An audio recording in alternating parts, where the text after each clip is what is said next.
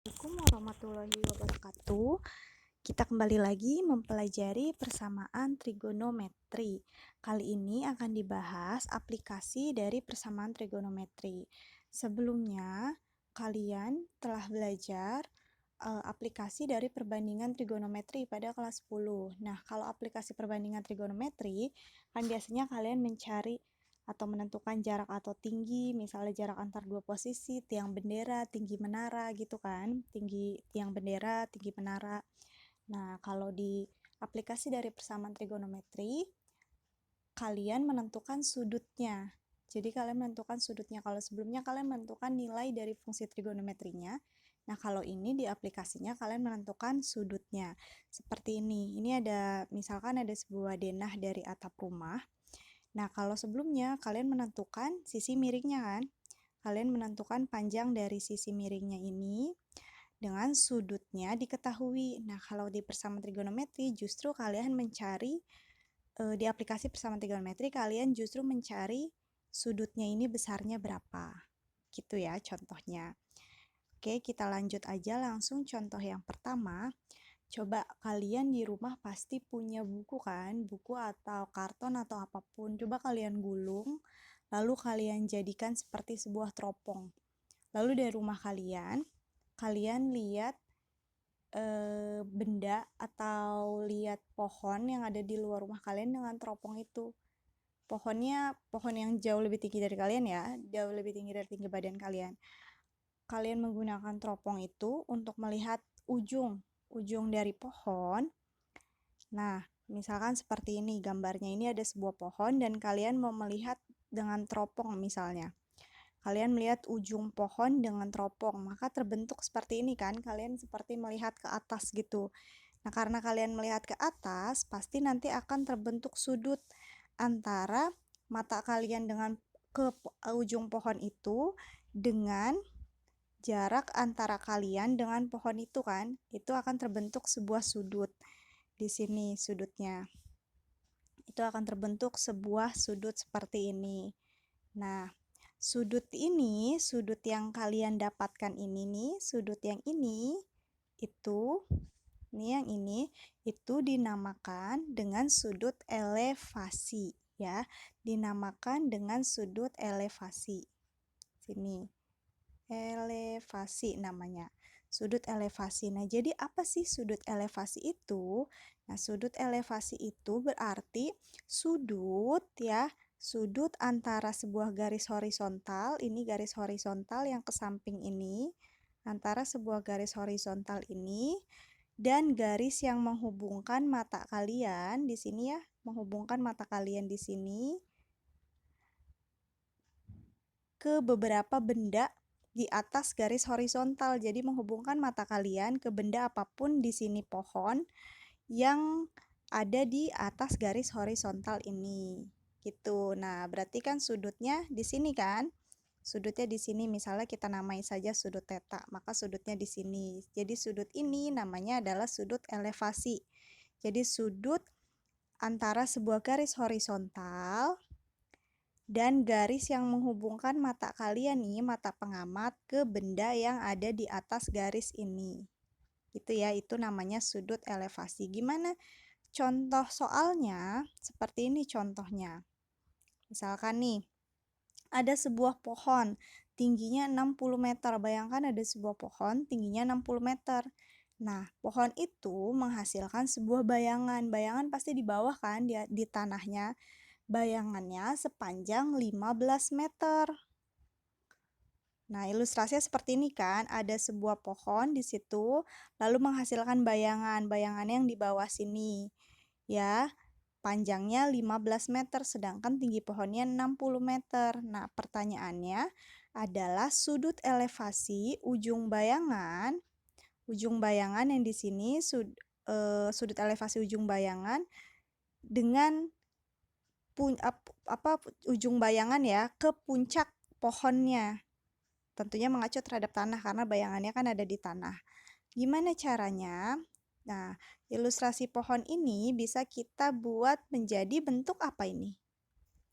Ini bisa kita buat menjadi bentuk segitiga siku-siku. Nah, ini kan ya, jadi seperti ini kan, membentuk sebuah segitiga siku-siku. Dengan ini adalah tadi pohonnya. Ya, ini berarti tadi ini adalah pohonnya. Pohon. Lalu ini tadi bayangannya ya. Bayangannya. Nah, tadi katanya tinggi pohonnya adalah 60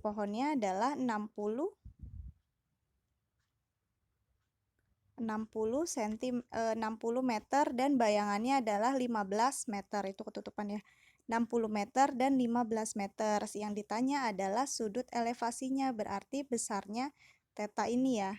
Besar tetanya ini yang kita mau cari. Nah, kalian ini memanfaatkan nih rumus perbandingan trigonometri.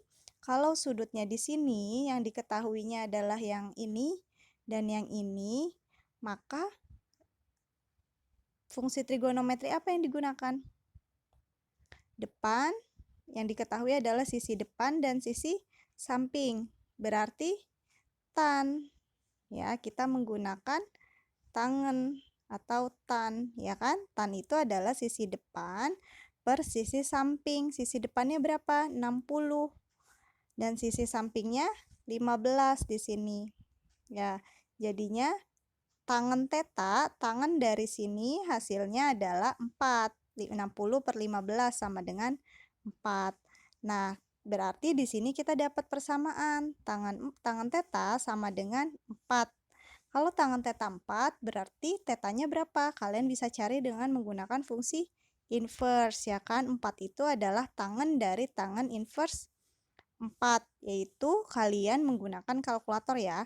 Pokoknya di pembelajaran kali ini kalian diperbolehkan dan dianjurkan menggunakan kalkulator karena kalian akan menemukan beberapa bilangan atau beberapa sudut yang tidak istimewa. Ketika kalian sudah menggunakan kalkulator, cari tan inverse 4. Nanti akan kalian dapatkan 75,96 derajat. Karena tangan theta sama dengan tangan 75,96 derajat, maka tetanya pastilah 75,96 derajat. Berarti sudut elevasinya sudah kita peroleh. Sudut elevasinya kita peroleh. Jadi sudut elevasinya adalah berapa? Sudut elevasinya yaitu 75,96 derajat. Gitu ya. Oke. Itu tentang sudut elevasi. Nah, sekarang giliran kalian mencoba mengerjakan soal tentang sudut elevasi. Soalnya adalah seperti ini. Nah, ada 2 orang siswa nih. Ada 2 orang siswa. Di sini nih ada 2 siswa. Sebentar dicoba digambar. Ada 2 orang siswa, katanya tinggi badannya itu sama, yaitu 165 derajat. Ya. Dia berdiri memandang puncak tiang. Memandang puncak tiang bendera yang ada di sekolahnya. Jadi ada siswa. Di sini ada siswa ya, ada 2 orang siswa. Ibu pakai ini ya. Ada 2 orang siswa tingginya sama nih, 165 derajat, titiknya sama ya. Nah, dia itu memandang puncak tiang bendera. Di sini misalkan ada tiang bendera. Di sini ya, di sini ada benderanya.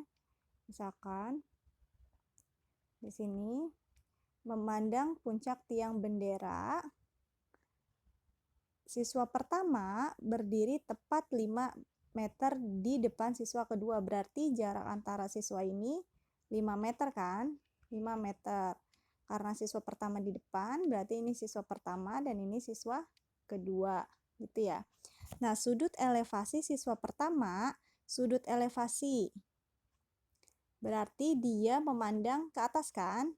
Nah, berarti sudut elevasinya, ini ya, sudut elevasinya berarti di mana?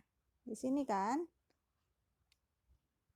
Di sini sudut ini mata kan, sudut elevasinya itu adalah 60 derajat. Di sini 60 derajat. gitu. Nah, sudut elevasi siswa kedua berarti di mana? Berarti di sini ya, sudut elevasinya. Ini panjangin, berarti sudut elevasinya adalah 30 derajat. Nah, ini nanti jadi selisih tingginya nih. Ini tinggi tiangnya. Ini kan, jadinya seperti ini. Nah, yang ditanyakan, apa yang ditanyakan? Yang ditanyakan adalah tinggi dari tiang benderanya. Berapa tinggi tiangnya? Ingat, tinggi orang ini adalah 165 cm atau samakan aja jadi meter semua, 1,65 meter. Gitu ya. Nah, jaraknya seperti ini. Ini jaraknya 5 meter. Berarti dari sini, berarti nanti kalian perlu cari ini. Nah, sebelum kalian cari ini, nanti yang harus kalian cari adalah ini nih. Jarak dari tiang ke orang pertama. Berapa jaraknya? Di sini misalkan X. Misalkan tingginya kita misalkan variabel H ya. Nah, berarti nanti kalian dapatkan, kalian cari dulu nih pakai segitiga yang ini. Pakai yang diketahui pertama ini, nanti kalian bisa dapatkan sebuah persamaan, bukan nilai, tapi sebuah persamaan. Lalu nanti kalian cari menggunakan yang kedua, dengan orang yang kedua. Berarti nanti jarak dari tiang ke orang yang kedua ini adalah 5 ditambah X-nya. Nanti kalian akan dapat sebuah persamaan juga dari persamaan yang pertama, yang siswa pertama, dengan persamaan yang kedua, yang siswa kedua, nanti kalian samakan. Lalu kalian akan mendapatkan, nanti hasil akhirnya kalian akan mendapatkan nilai H-nya. Gitu. Nah, jangan lupa dituliskan diketahui ditanyakan, tapi tuliskan diketahui ditanyakannya dalam bentuk gambar. Sebenarnya seperti ini ya. Sudah Ibu gambarkan, tapi kalian gambar lebih rapih lagi aja, ini kecil kan. Nanti kalian gambarkan dengan lebih rapi. Oke, itu nanti dicoba ya. Kita diskusikan kalau kalian ada kesulitan. Nah, aplikasi persamaan trigonometri yang lain, misalkan seperti ini. Ada sebuah gedung dan ada sebuah mobil. Nah, kalian sedang berada di puncak gedung misalnya. Ingin melihat mobil yang ada di bawah. Kalian lihat mobil yang ada di bawah, maka berarti kalian ada di atas kan? Kalian akan melihat ke bawah seperti ini. Ya, kalian akan melihat arahnya ke bawah seperti ini. Maka nanti akan terbentuk sudutnya di bawah. Di mana sudutnya? Di bawah sini? Sudutnya pasti di atas sini dulu kan? Sudutnya di atas karena kan kaliannya dari atas. Nanti akan terbentuk sudut seperti ini, yaitu sudutnya di sini misalkan theta. Ya, kalian coba bayangkan, nanti pasti kalian akan terbentuk sudut di sini. Nah, selanjutnya sudut seperti ini itu apa namanya? Kalian tadi kan sudutnya dari, kita kalau melihat dari bawah ke atas, maka akan terbentuk sudut namanya sudut elevasi. Nah, sekarang kalian lihat dari atas ke bawah, terbentuk juga sudut, namanya sudut apa? Kita lihat di sini. Ternyata namanya adalah sudut depresi. Ya, bukan depresi stres ya. Sudut, namanya sudut depresi. Apa sudut depresi? Berarti sudut antara sebuah garis horizontal kan, yang di atasnya garis horizontal, dan garis yang menghubungkan mata pengamat yang ada di atas ke benda yang ada di bawahnya. Kalau tadi di atas garis, sekarang benda yang ada di bawah garis horizontal. Itu sudut depresi. Gimana contoh soalnya? Contohnya misalnya nih, ada sebuah mercusuar ya, menara mercusuar, dan di atas, di puncak dari menara mercusuar ini, seseorang pengamat melihat ada kapal di lautan, ya. Ada kapal di laut, berarti dia lihat ke arah bawah kan, dan terbentuk sudut depresi, yaitu di sini, tetanya ini kan. Nah, terbentuk sudut depresi di sini. Lalu, dari puncak itu, tinggi menaranya misalkan adalah 60 cm. Tinggi menaranya misalnya 60 cm nih. Tinggi menara ini misalnya 60 cm. Dan dari menara ke kapal katanya jaraknya adalah 71,5 meter. Ini meter ya, bukan senti, maaf. Tinggi menaranya 60 meter dan jarak antara menara ke kapalnya adalah 71,5 meter. Nah, berarti berapa sih besar sudut depresinya? Kira-kira gimana? Ini supaya mudah kita kita visualisasikan dulu dalam bentuk bidang datar, berarti membentuk segitiga siku-siku ya. Segitiga siku-siku seperti ini kan? Tadi ini katanya jaraknya ke kapal, berarti ini misalkan ini tadi ini kan ya, yang ini tadi menaranya dan yang ini jarak ke kapal. Misal kapal ada di sini berarti kan. Kapalnya misalnya ada di sini nih. Ini kapalnya. Gimana bikin kapal ya? Inilah, tandai aja. Kapalnya di situ jaraknya adalah 71,5. Nah, yang ditanya adalah sudut depresinya. Nah, sudutnya itu ada di luar segitiga kan? Nah, sedangkan kalau kita mau pakai perbandingan trigonometri seperti elevasi tadi, sudutnya itu ada di dalam segitiganya kan? Sekarang gimana caranya? Kalian harus ingat tentang sudut-sudut seperti sudut dalam berseberangan, sudut luar berseberangan, sudut bertolak belakang, sudut sepihak, sudut yang sepihak, sudut tegak lurus, sudut yang saling berpelurus. Seperti itu ya, kalian harus ingat tentang pelajaran itu. Nah, kalau ini gimana? Kalian bisa lihat di sini, sudutnya kan di sini nih, sudut depresinya di sini. Nah, ini sudut di sini itu dalam berseberangan dengan sudut di sini. Nah, dalam berseberangan itu yang seperti ini ya. Jadi dibatasi. Dan di sini ada di sini sama di sini.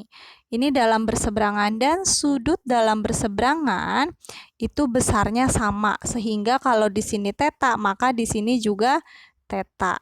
Nah, sehingga kita sudah dapat salah satu sudut dari sudut yang ada di dalam segitiga, yaitu ini theta. Kita tidak bisa menggunakan yang ini walaupun kita udah tahu ini besarnya 90 derajat. Karena apa? Karena kita tidak tahu jarak dari mata pengamat tadi ke kapalnya berapa. Kita tidak tahu ini sehingga kita tidak bisa menggunakan sudut yang ini kalau kita mau menggunakan perbandingan trigonometri. Nah, karena kita sudah punya ini, maka kita gunakan ini. Seperti tadi tuh, kalau misalkan ini sudutnya belum diketahui ya, tapi kita punya ini yang diketahui dan ini diketahui, maka fungsi trigonometri yang kita gunakan di sini adalah tangen. Sudutnya theta, berarti kita cari tangen theta. Itu ya. Tangen adalah sudut di depan dibagi sudut di samping. Sehingga kita peroleh sisi depan per sisi samping. 60 dibagi 71,5. Kalian boleh menggunakan kalkulator. Hasilnya 0,8392. Nah, berarti setelah itu kalian cari inverse dari tangan inverse dari 0,8392. Kalian menggunakan kalkulator, nanti yang kalian akan dapatkan adalah 40 derajat. Jadi tangan theta sama dengan tangan 40 derajat.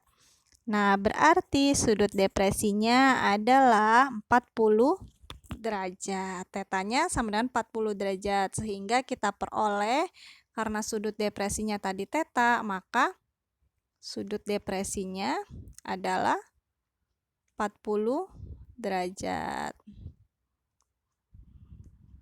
Nah, gitu ya. Itu tentang sudut elevasi dan sudut depresi. Tadi sudut elevasi sudah ada soalnya yang harus dikerjakan. Nah, depresi juga ada. Soalnya adalah ini. Misalkan ada sebuah gedung nih. Gedung misalnya di sini ada gedung.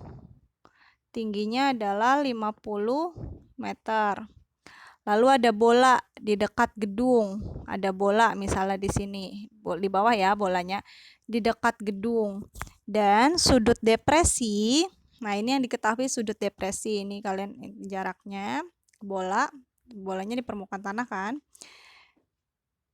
Nah, ini ke bola ya.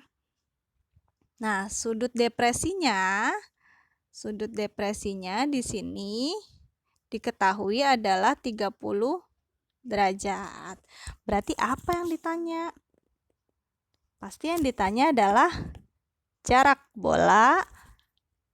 bola ke dasar gedung. Berarti ini yang akan ditanyakan. Tuh, mudah ya. Berarti kalian cari dulu nih sudut yang di dalam segitiganya berapa. Kalau sudut depresinya 30 derajat. Oke, jangan lupa dituliskan yang diketahui dan ditanyakan dengan menggunakan gambar. Tuh. Oke, selanjutnya tapi unsur yang ditanyakan jangan boleh tanda tanyanya ini harus kalian ganti dengan variabel ya. Jangan nanti kalian menuliskan tanda tanya sama dengan 40 derajat gitu, jangan seperti itu ya. Oke, selanjutnya itu silakan kalian coba. Nah, itu tentang sudut elevasi dan sudut depresi sebagai aplikasi dari persamaan trigonometri. Ada nggak sih aplikasi dari persamaan trigonometri yang lain untuk konteks yang berbeda? Tentunya ada. Banyak sekali aplikasinya. Misalkan untuk fisika itu juga digunakan banget tuh. Nah, contoh yang akan Ibu ambil lagi yaitu tentang arus listrik fisika ya. Nah, misalkan nih ada sebuah generator. Generatornya menghasilkan arus listrik. Arus listriknya misalkan dinyatakan oleh persamaan itu ya. IT sama dengan 40 sin 30 pi dikali T min 7 per 68. IT-nya atau arusnya dalam satuan ampere dan T-nya dalam satuan detik. Nah, pertanyaannya di sini adalah, dapatkah kalian menentukan nilai positif terkecil? Ingat ya, yang mau kita cari adalah nilai positif terkecil. Waktu T, berarti yang kita cari di sini adalah T-nya. Ya, yang sebagai variabel X yang biasa kita cari, himpunan selesaian dari persamaan trigonometri biasanya kita simbolkan mencari X kan. Nah, ini berarti yang kalian cari T. Dengan catatan T yang kita cari adalah nilai positif terkecil, artinya nilainya yang berupa bilangan positif dan yang paling kecil. Supaya dihasilkan arusnya itu kita maunya adalah 20 ampere. Di sini udah ditentukan nih. Arusnya kita maunya 20 ampere gitu. Jadi nanti kalian cari penyelesaian dari persamaan trigonometrinya, kan nanti kalian akan dapat banyak tuh nilainya. Karena di sini nggak dibatasi sampai berapa, tidak ada intervalnya. Kalian cari dan kalian harus pilih yang paling kecil dan nilainya harus positif. Jadi ketika kalian coba nanti N-nya 1, N-nya 2, kalau udah semakin besar nggak usah dilanjutkan lagi. Karena yang kalian cari adalah yang paling kecil. Itu ya. Oke, gimana caranya? Karena di sini ditentukan arus yang dihasilkan arus yang dihasilkan itu haruslah 20 ampere. Berarti karena arusnya tadi kan persamaannya itu IT-nya itu adalah arus sama dengan 40 sin dari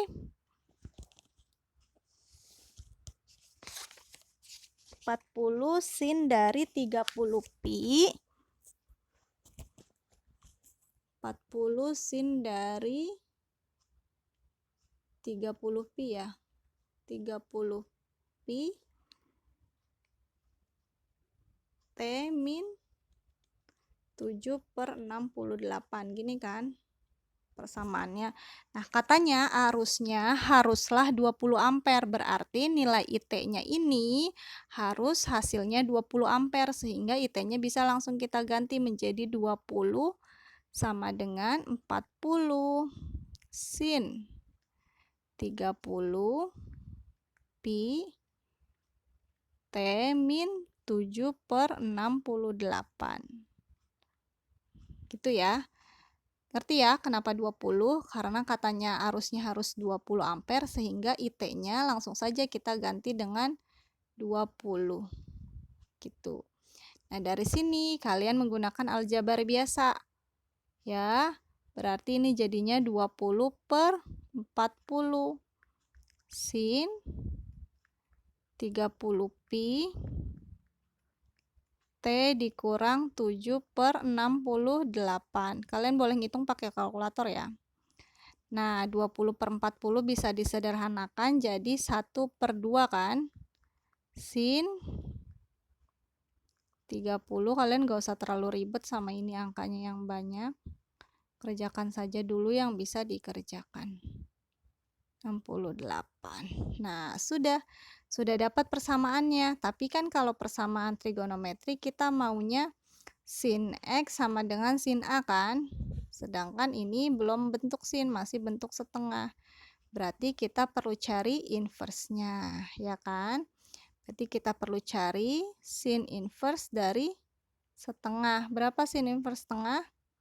Adalah 30 derajat, ya kan? Sehingga nanti di sini berarti kita peroleh ininya adalah sin 30 derajat ya. Sama dengan sin yang ini tadi. Gitu ya, sehingga kita dapat deh persamaan trigonometrinya. Seperti ini. Ya, tadi kita sudah kerjakan.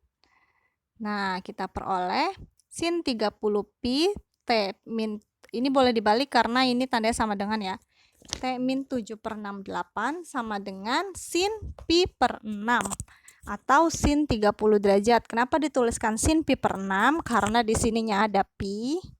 Agar seragam untuk menghitungnya nanti, maka kita ubah jadi 30 derajatnya menjadi pi per 6. Tapi kalau kalian mau ubah pi yang di sini menjadi 180 supaya ini tetap 30 itu nggak apa-apa. Tapi nanti kan angkanya jadi besar banget kan, 30 dikali 180.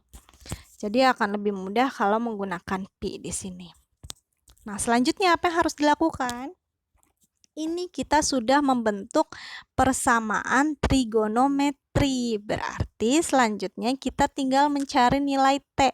Caranya bagaimana? Menggunakan rumus dasar persamaan trigonometri yang kemarin sudah kita bahas beberapa minggu sebelumnya. Rumus untuk sin ada berapa? Ada 2 ya. Kalian ingat lagi apa rumusnya? Kalian gunakan kedua rumus itu untuk mendapatkan nilai T. Berarti di sini yang ini, yang di sini ini kan ya, kalian ibaratkan X, dan yang sin pi per 6-nya berarti pi per 6-nya kalian ibaratkan A. Atau kebalik juga nggak apa-apa. Berarti nanti kalian dapatkan ya persamaannya 30pi dikali T min 7/68 sama dengan pi per 6 ditambah N dikali 2pi gitu kan. Itu rumus yang pertama. Nanti rumus yang kedua apa? Silakan dicari lagi. Setelah kalian dapatkan tuliskan kedua rumus itu, boleh disederhanakan T-nya atau langsung kalian coba N-nya satu-satu itu boleh. Setelah kalian coba nanti kalian setelah kalian coba N-nya kan nanti kalian akan dapat nilai T tuh. Nah, kalian pilih nilai T yang paling kecil, nilai T yang paling sederhana, yang paling kecil. Karena yang diminta di soal tadi adalah nilai T, nilai positif T terkecil. Ingat yang dipilih juga yang positif. Gitu ya. Jadi apa yang harus kita lakukan selanjutnya? Ketutupin ya. Yang harus kita selesaikan selanjutnya adalah menggunakan rumus persamaan dasar untuk cari nilai T kan. Kemudian pilih nilai T positif terkecil dari semua himpunannya. Nanti kan kalian akan dapat kan. Di sini kan nanti berarti kalian dapat untuk rumus yang pertama apa? 30pi T min 7/68 itu sama dengan pi per 6 ditambah N dikali 2pi. Ya kan? Ini nanti boleh kalian pindah ke kalian sederhanakan sehingga kalian dapat T-nya. Atau langsung kalian substitusi N-nya juga boleh. Terus rumus yang keduanya berarti 30pi T min 7/68 sama dengan apa? Ingat? Pi min A kan, A-nya adalah pi per 6, jadi pi min pi per 6 ditambah N dikali 2P. Nah, ada dua rumus ini. Kalian selanjutnya disederhanakan dulu untuk mencari nilai T ya. Kalian dari sini nanti kalian temukan nilai T-nya berapa, atau boleh langsung substitusi N-nya. N-nya boleh dimulai dari berapa saja. Nanti kalian pilih nilai T yang paling kecil, itulah jawabannya. Oke, selanjutnya adalah tugas kalian untuk melanjutkan dan menentukan nilai T yang paling kecil. Gitu ya. Kalian tentukan nilai T yang paling kecil. Oke, berarti ada 3 ya untuk saat ini tugasnya. Yang tadi sudut elevasi, sudut depresi, dan melanjutkan yang ini. Oke, sampai situ saja pembahasan kita. Selanjutnya, Ibu ada sebuah soal sebenarnya. Ini adalah soal pengayaan, jadi terserah kalian mau dikerjakan atau enggak, tapi ini tidak dikumpulkan. Jadi kalaupun dikerjakan, simpan saja sebagai catatan dan latihan individu kalian. Kalau kalian butuh latihan lebih lanjut atau kalian merasa tertantang untuk mengerjakan soal ini, bagusnya kalau kalian semua mengerjakan walaupun tidak dikumpulkan. Dan kalian boleh menunjukkan hasil pekerjaannya untuk dikoreksi. Tapi ini tidak dikumpulkan bersama dengan tugas yang tadi. Ada soalnya seperti ini. Perpindahan sebuah pengisap pada mesin mobil diberikan oleh persamaan ini ya. D sama dengan ini persamaannya pokoknya. Kalian tentukan semua solusi dari omega. Ini disebutnya omega. Omega T. Jadi omega T ini ibaratkan X-nya, ibaratkan A-nya, atau di nomor soal yang sebelumnya ibaratkan T-nya. Jadi itu yang kalian cari. Jadi ini cuma masalah simbol aja ya. Kalian cari semua solusinya. Kalau yang tadi soal sebelumnya kan cuma cari satu tuh, hasilnya cuma satu yang paling kecil. Kalau ini semuanya, artinya kalian cari himpunannya yang lebih kecil daripada 2pi. Artinya selangnya antara 0 sampai 2pi ya. Ketika pengisap melalui kesetimbangan D sama dengan 0. Nah, di sini kuncinya D sama dengan 0. Artinya dari persamaan yang diketahui itu kalian ubah ya. Kalian ubah D-nya menjadi sama dengan 0. Karena D-nya sama dengan 0, berarti nanti kalian dapat persamaannya 0 sama dengan sin omega T ditambah setengah dari sin 2 omega T. Nah, berarti ini nanti yang kalian uraikan. Kalian uraikan sehingga nanti kalian dapat persamaan sin sama dengan sin apa. Atau mungkin juga persamaannya dalam bentuk pemfaktoran ya. Di sini kalian menemukan sin 2T. Nah, 2 omega T. Sin 2 omega T kalian ubah seperti ini. Sin 2A sama dengan 2 sin A cos A. Maka sin 2 omega T itu kalian ubah menjadi 2 sin omega T cos omega T. Ya, cos omega T. Ini kursornya nggak nyampe sini. Cos omega T ya. Setelah kalian ubah, barulah nanti kalian bisa faktorkan. Nanti dari faktorkan kalian bisa dapat himpunan penyelesaiannya. Gitu ya. Jadi ini nanti pasti kalian akan tetap menemukan sin sama cos. Nggak apa-apa, nggak usah diubah salah satunya karena nanti bisa kalian faktorkan. Gitu. Jadi clue-nya adalah clue selain catatan itu adalah pemfaktorkan ya. Clue-nya selain itu adalah nanti kalian faktorkan. Jadi selama bisa difaktorkan, nggak usah kalian ubah sin jadi cos atau cos jadi sin. Oke, itu dia aplikasi persamaan trigonometri, beberapa contoh yang bisa Ibu sampaikan dan yang harus kalian kerjakan juga.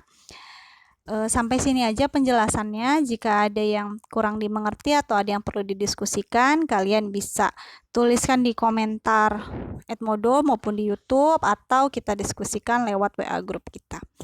Oke, sampai sini aja pembelajaran kita. Terima kasih. Semoga kalian dapat memahaminya dengan baik. Sampai jumpa kembali. Wassalamualaikum warahmatullahi wabarakatuh.